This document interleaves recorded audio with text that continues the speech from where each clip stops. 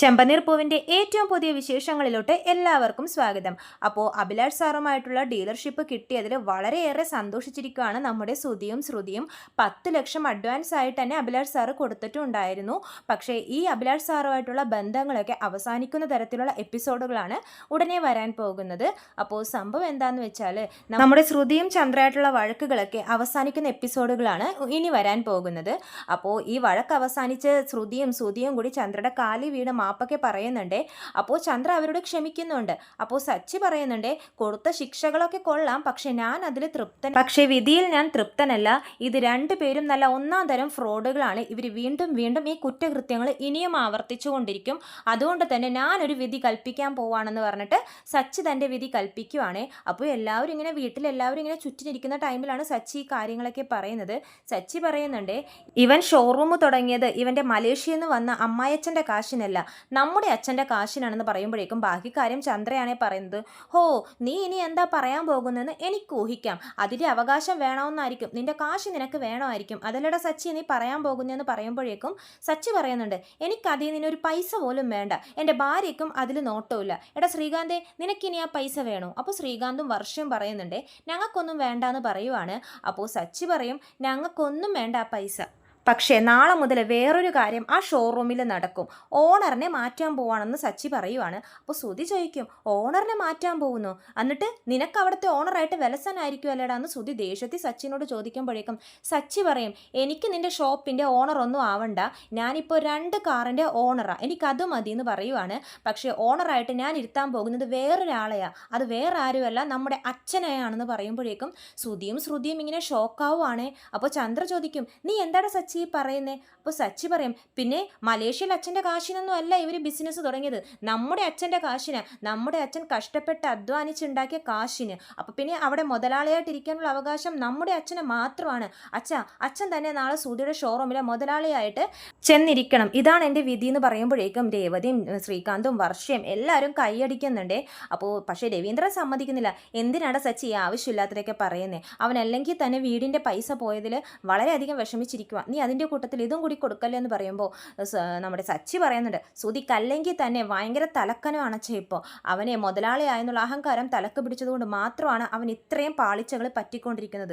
ഇവൻ എന്തെങ്കിലും ലാഭം ഉണ്ടാകുമ്പോൾ അതിൻ്റെ ഇരട്ടി നഷ്ടം ഉണ്ടാവും, ഏതെങ്കിലും ഒരു കുഴി ചെന്ന് ചാടിക്കൊണ്ടേയിരിക്കും. അതൊക്കെ ഒഴിവാക്കണമെങ്കിൽ അച്ഛൻ അവിടുത്തെ മുതലാളിയായിട്ടിരിക്കണം എന്ന് പറയുമ്പോഴേക്കും ശ്രുതി പറയും, അച്ഛൻ മുതലാളിയായ പിന്നെ ഞാൻ ആരാടാ? അപ്പോൾ സച്ചി പറയുവാണേ, നീ അവിടുത്തെ ജോലിക്കാരൻ. അപ്പോൾ ശ്രുതിയും ഇങ്ങനെ വാപിളിച്ചിരിക്കുവേ. അപ്പോൾ സച്ചി പറയുന്നുണ്ട്, അല്ലെങ്കിൽ മാനേജർ, ആ പോസ്റ്റിൽ നീ ഇരുന്നോ, പക്ഷേ കള്ളൻ്റെ കയ്യിൽ താക്കോല് കൊടുക്കുന്ന പോലെയാ ഇക്കാര്യം, പക്ഷേ ഇതങ്ങനെയല്ല, നീ 2 ദിവസം കൂടുമ്പോൾ എൻ്റെ അച്ഛനെ കണക്കുകൾ ബോധിപ്പിച്ചുകൊണ്ടിരിക്കണം എന്നൊക്കെ സച്ചി പറയുന്നുണ്ട്. രവീന്ദ്രൻ എതിർക്കുമ്പോഴും സച്ചി പറയുന്നുണ്ട്, എൻ്റെ ഈ തീരുമാനത്തിനാണ് വോട്ട് അധികം, നോക്ക് രേവതി, വർഷ, ശ്രീകാന്ത് നിങ്ങൾക്കൊക്കെ സമ്മതമല്ലേ എന്ന് ചോദിക്കുമ്പോൾ അവർ സമ്മതിക്കുവാണേ. കണ്ടോ, അമ്മയും ഒന്നും മിണ്ടുന്നില്ല, അമ്മയും എൻ്റെ പക്ഷ, അപ്പോൾ പിന്നെ നാളെ തൊട്ട് അച്ഛൻ തന്നെ മുതലാളി എന്ന് പറയുവാണ്. അപ്പോൾ ശ്രുതിയും ഒന്നും മിണ്ടാതെ ഇങ്ങനെ നിൽക്കുവാണ്, കാരണം ചന്ദ്രയും ഒന്നും മിണ്ടുന്നില്ലല്ലോ. അപ്പോൾ രവീന്ദ്രൻ ഇവരൊക്കെ പോയി കഴിയുമ്പോഴേക്കും പറയുന്നുണ്ട്, എടാ സച്ചി, ഇതൊന്നും വേണ്ടടാ, അവൻ തന്നെ മുതലാളിയായിട്ടിരിക്കട്ടെ, അവൻ്റെ ആഗ്രഹമല്ലേടാ അതെന്ന് പറയുമ്പോൾ സച്ചി പറയും, അച്ഛാ ഇതിപ്പോൾ അച്ഛൻ്റെ കാശിനല്ലേ അവൻ ബിസിനസ് തുടങ്ങിയത്, അവൻ ഇങ്ങനെ ഓരോ കുഴി ചെന്ന് ചാടിക്കഴിഞ്ഞാൽ അതിൻ്റെ നഷ്ടം ആർക്കാ? അച്ഛനെ തന്നെയാണെന്ന് പറയുമ്പോൾ ചന്ദ്രയും അതേപ്പറ്റി ആലോചിക്കുന്നുണ്ട്. ശരിയാണല്ലോ ഈ സച്ചി പറയുന്നത്, എന്നാലും ചന്ദ്രക്കത് സഹിക്കുന്നില്ല, മോൻ മുതലാളി കസേരയിൽ നിന്ന് മാറുമല്ലേ. ചന്ദ്ര പോയി ശ്രുതിയെടുത്ത് പറയുന്നുണ്ട്. ശ്രുതിയും മുറിയിലുള്ള ടൈമിൽ അവരുടെ മുറിയിൽ പോയി പറയുന്നുണ്ട്, ശ്രുതി, ഇതിനെല്ലാം കാരണം ആ പൈസയാണ്, ആ പൈസ സച്ചിയുടെ മുഖത്തെറിഞ്ഞ് നമുക്ക് കൊടുക്കണം, അതിനൊരു വഴിയേ ഉള്ളൂ, നീ നിൻ്റെ അച്ഛൻ്റെ അടുത്ത് പറഞ്ഞ് എത്രയും പെട്ടെന്ന് ആ പൈസ മേടിക്കണം എന്ന് പറയുമ്പോൾ ശ്രുതി പറയുന്നുണ്ട്, അതിന് എൻ്റെ അച്ഛൻ ജയിലിലല്ലേ ആൻറ്റി? നിൻ്റെ അച്ഛൻ ജയിലിലായിരിക്കും, പക്ഷെ സ്വത്തൊക്കെ പുറത്തല്ലേ, നിൻ്റെ ഇളയച്ഛനോട് എത്രയും പെട്ടെന്ന് അച്ഛനെ കോൺടാക്ട് ചെയ്തിട്ട് ആ പൈസ അയപ്പിച്ച് തരണം, ഇത് നിൻ്റെയും എൻ്റെയും ഒക്കെ അഭിമാന പ്രശ്നമാണെന്നൊക്കെ പറയുവാണ് നമ്മുടെ ചന്ദ്ര. ആ പൈസ കാരണമാണ് ഈ വീട്ടിലെ എല്ലാ പ്രശ്നങ്ങളും ഉണ്ടാകുന്നത്. അപ്പോൾ ആ പൈസ ഇനി ഇവിടെ തിരിച്ചേൽപ്പിച്ച് കഴിഞ്ഞാൽ മാത്രമേ നമുക്ക് തല ഉയർത്തിപ്പിടിച്ച് നിൽക്കാൻ പറ്റത്തുള്ളൂ, അല്ലെങ്കിൽ നമ്മുടെയൊക്കെ കഷ്ടകാലം ആയിരിക്കും, രേവതി ആയിരിക്കും ഇവിടെ വാഴുന്നതെന്നൊക്കെ പറഞ്ഞ് ചന്ദ്ര ശ്രുതിയോട് പറഞ്ഞിട്ട് ആ മുറിയിൽ നിന്നും പോവുകയാണേ. പക്ഷേ സച്ചി അങ്ങനെ പറഞ്ഞെങ്കിലും ശ്രുതിയും അതൊന്നും കാര്യമാക്കാതെ പിറ്റേ ദിവസം ഷോറൂമിലോട്ട് പോവുകയാണേ. ഷോറൂമിൽ പോകുമ്പോഴേക്കും വർഷയും ശ്രീകാന്തും ആദ്യം വരുവാണ്. അപ്പോൾ ശ്രുതി ചോദിക്കുന്നുണ്ട്, വർഷ എന്താ ഇവിടെ, വല്ലതും മേടിക്കാൻ വന്നതാണോ എന്ന് ചോദിക്കുമ്പോൾ വർഷ പറയും, ഹേ അല്ല, ഞങ്ങളോട് ഇവിടെ സച്ചിയേട്ടൻ വരാൻ പറഞ്ഞു എന്ന് പറയുവാണ്. അപ്പോൾ നോക്കുമ്പോഴേക്കും സച്ചി കുടുംബത്തോടെ വരുവാണേ. വരുന്നത് മാത്രമല്ല അവിടെ സ്റ്റാഫ്സിനെ എല്ലാവരെയും വിളിച്ചു കൂട്ടിയിട്ട് സച്ചി പറയുന്നുണ്ട്, ഇന്ന് മുതൽ ഈ സുധിയല്ല നമ്മുടെ അച്ഛനാണ് ഇവിടുത്തെ മുതലാളി. എടാ സുധി ആ ചെയറിൽ നിന്ന് എഴുന്നേക്കെന്ന് പറഞ്ഞിട്ട് നിർബന്ധിച്ച് സുധിയെ ആ കസേരയിൽ നിന്നും എഴുന്നേപ്പിച്ചിട്ട് രവീന്ദ്രനെ അവിടെ ഇരുത്തുന്നുണ്ട്. എന്നിട്ട് എല്ലാവരും കൈയടിക്കുന്നുമുണ്ട്. കൈയടിക്കാതിരിക്കുന്നത് നമ്മുടെ സുധിയും ശ്രുതിയും മാത്രമാണ്. ആകെ നിരാശയിലാണ് കേട്ടോ അവർ. അപ്പോൾ സച്ചി പറയുന്നുണ്ട്, ദേ എല്ലാവരും കേട്ടോ, ഈ രവീന്ദ്രനായിരിക്കും ഇനി മുതൽ ഈ ഷോപ്പിൻ്റെ മുതലാളി, ഈ സുധി ഇവിടുത്തെ ജോലിക്കാരൻ മാത്രമായിരിക്കും എന്നൊക്കെ പറയുവാണ്. അപ്പോൾ സ്റ്റാഫ്സൊക്കെ പരസ്പരം അങ്ങോട്ടും ഇങ്ങോട്ടും നോക്കുന്നൊക്കെയുണ്ട്.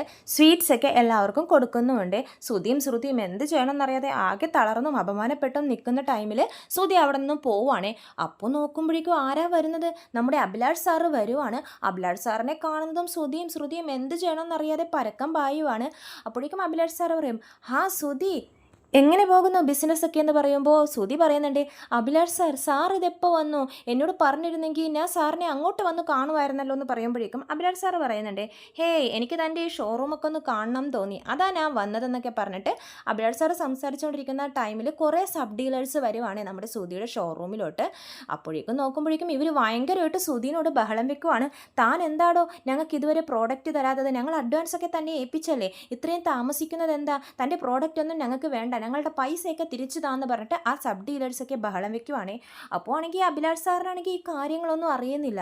പ്രശ്നം വഷളാവുമ്പോഴേക്കും അഭിലാഷ് സാറ് പറയുന്നുണ്ട്, നിങ്ങൾ ആരും ബഹളം വെക്കരുത്, അത് എൻ്റെ പ്രോഡക്റ്റ് കുറച്ച് ഡിലേ ആയതുകൊണ്ടാണ് നിങ്ങൾക്കത് വരാൻ താമസിച്ചത്. 2 ദിവസത്തിനുള്ളിൽ നിങ്ങളുടെ പ്രോഡക്റ്റ് ഒക്കെ വരും, നിങ്ങൾ ആരും വിഷമിക്കേണ്ട, ഇപ്പോൾ പ്രശ്നം ഉണ്ടാക്കാതെ എല്ലാവരും പിരിഞ്ഞു പോകണം എന്നൊക്കെ പറഞ്ഞ് അഭിലാഷ് സാർ അപേക്ഷിച്ച് അവരെയൊക്കെ പിരിച്ചു വിടുവാണ്. സുധിയാണെങ്കിൽ ആകെ നാണം കെട്ടിങ്ങനെ നിൽക്കുവാണ്.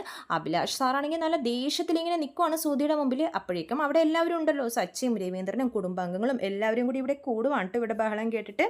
അപ്പോൾ അഭിലാഷ് സാർ പറയുന്നുണ്ട്, എന്താ സുധി ഇത്? സബ് ഡീലേഴ്സൊക്കെ കാശ് തന്നു എന്ന് പറഞ്ഞിട്ട് താനൊന്നും ആ വിവരമൊന്നും എന്നെ അറിയിച്ചില്ലല്ലോ, എന്താ കാര്യം? എന്തിന് പിന്നിൽ എന്തെങ്കിലും തിരിമറി നടക്കുന്നുണ്ടോ എന്നൊക്കെ സുധിനോട് ചോദിക്കുമ്പോഴേക്കും സുധി ഒന്നും മിണ്ടുന്നില്ലേ.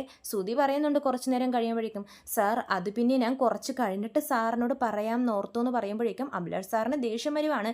താൻ ഒരു ചെറുപ്പക്കാരനാണ്, ബിസിനസ് നല്ലതുപോലെ ചെയ്യും എന്നൊക്കെ ആലോചിച്ചിട്ടാണ് ആ കാശ് താനുമായിട്ടുള്ള ഡീലർഷിപ്പ് ഞാൻ ഉറപ്പിച്ചത്. അല്ലാതെ താൻ എന്താ ഇങ്ങനെ കാണിക്കുന്നത്? തന്നായിട്ടുള്ള എല്ലാ ബന്ധങ്ങളും ഞാൻ ഇതോടുകൂടി അവസാനിപ്പിക്കുക എന്ന് പറഞ്ഞ് ബഹളം വെക്കുമ്പോഴേക്കും സച്ചി പറയുന്നുണ്ട്, സാർ ദേഷ്യപ്പെട്ട് അങ്ങനെയൊന്നും ചെയ്യല്ലേ സാർ, സാറിൻ്റെ ഡീലർഷിപ്പ് കിട്ടിയത് ഇവന് ഏറ്റവും വലിയ ഭാഗ്യം തന്നെയാണ്. എന്താ സംഭവിച്ചതെന്ന് ഞാൻ പറയാം. ഇവനൊരു അബദ്ധത്തിൽ ചെന്ന് ചാടി, അവനൊരു വീട് മേടിക്കാൻ നോക്കി, അത് 3 കോടി രൂപയുടെ വീടെന്നൊക്കെ പറയുമ്പോഴേക്കും അഭിലാഷ് സാറിൻ്റെ കണ്ണ് തള്ളുവാണേ. എടോ സുധി, താൻ എന്തായി പറയുന്നത്? താനിപ്പോൾ ബിസിനസ്സിൽ പ്രവേശിച്ചതല്ലേ ഉള്ളൂ, അപ്പോൾ തന്നെ താൻ വീടൊക്കെ സ്വപ്നം കണ്ടു? അത് 3 കോടി രൂപയുടെ വീട്? ഞാൻ തന്നെ ഈ അടുത്താണ് വീട് മേടിച്ചത്, അതും ഒരു ഫ്ലാറ്റ്. താൻ എന്താടോ ഈ കൊമ്പത്തൊക്കെയാണോ സ്വപ്നം കാണുന്നത്? നമ്മൾ ബിസിനസ് തുടങ്ങുമ്പോഴേക്കും ബിസിനസ്സിൽ നിന്ന് കിട്ടുന്ന ലാഭം ബിസിനസ്സിൽ തന്നെ വേണം ഇൻവെസ്റ്റ് ചെയ്യാൻ വേണ്ടി.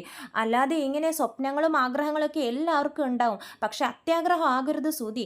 താൻ ഇങ്ങനൊരു കെണി ചെന്ന് ചാടിയല്ലേ എന്നൊക്കെ പറഞ്ഞിട്ട് അഭിലാഷ് സാറ് ഭയങ്കരമായിട്ട് ബഹളം വെക്കുന്നുണ്ട്. അപ്പോൾ സച്ചി പറയും, സാർ അവൻ ആദ്യമല്ലേ ബിസിനസ്സിൽ, സാർ അവനോടൊന്ന് ക്ഷമിക്കണം, അവനൊരു അബദ്ധം പറ്റി. പക്ഷെ ആ വിശ്വനാഥൻ, ഇവനെ പറ്റിച്ച ആ വിശ്വനാഥനെ എത്രയും പെട്ടെന്ന് ഞങ്ങൾ പിടിക്കും, അവൻ്റെ കയ്യിൽ നിന്ന് ആ പൈസ മേടിക്കുകയും ചെയ്യും സാർ. ടെൻഷൻ അടിക്കരുത്, അവനുമായിട്ടുള്ള ഡീലർഷിപ്പ് അവസാനിപ്പിക്കരുതെന്നൊക്കെ പറഞ്ഞ് സച്ചി അപേക്ഷിക്കുവാണേ. അപ്പോഴേക്കും രവീന്ദ്രനും അതുപോലെ തന്നെ പറയുന്നുണ്ട്. അപ്പോൾ അഭിലാഷ് സാറ് പറയും, എടോ സുധി, പണ്ടും ഞാൻ പറഞ്ഞായിരുന്നു, തന്നെ കണ്ടിട്ടല്ല ഞാൻ ഈ ബിസിനസ് തന്നെ ഏൽപ്പിക്കുന്നത്, തൻ്റെ ഈ കുടുംബാംഗങ്ങളെ കണ്ടിട്ടാ, പ്രത്യേകിച്ച് സച്ചിനെ. ഈ സച്ചി വന്ന് എന്നോട് അപേക്ഷിക്കുന്നത് കൊണ്ട് മാത്രം താനുമായിട്ടുള്ള ഡീലർഷിപ്പ് ഞാൻ അവസാനിപ്പിക്കുന്നില്ല. പക്ഷേ ഇനിയും ഇതുപോലെ എന്തെങ്കിലും താൻ ആവർത്തിച്ച നോക്കിക്കോ, താനുമായിട്ടുള്ള എല്ലാ ബന്ധവും ഞാൻ അതോടെ അവസാനിപ്പിക്കും. തന്നെ ബിസിനസ് നടത്തിക്കാൻ പറ്റാത്ത വിധത്തിലാക്കും, തനിക്കൊരു ഡീലർഷിപ്പും കിട്ടാൻ പറ്റാത്ത വിധത്തിലാക്കും എന്നൊക്കെ പറഞ്ഞ് അഭിലാഷ് സാറ് ചീത്ത പറയുവാണ് സുധിയെ. ഇതൊക്കെയാണ് ചെമ്പനീർ പൂവിൻ്റെ ഏറ്റവും പുതിയ വിശേഷങ്ങൾ. കൂടുതൽ വിശേഷങ്ങൾ ഞാൻ എൻ്റെ ചാനലിലൂടെ അപ്ലോഡ് ചെയ്യുന്നതാണ്. ചാനൽ സബ്സ്ക്രൈബ് ചെയ്യാത്തവർ സബ്സ്ക്രൈബ് ചെയ്യണം. വീഡിയോ ഇഷ്ടമെങ്കിൽ ലൈക്ക് ചെയ്യാനും മറക്കരുത്. എല്ലാവർക്കും നന്ദി.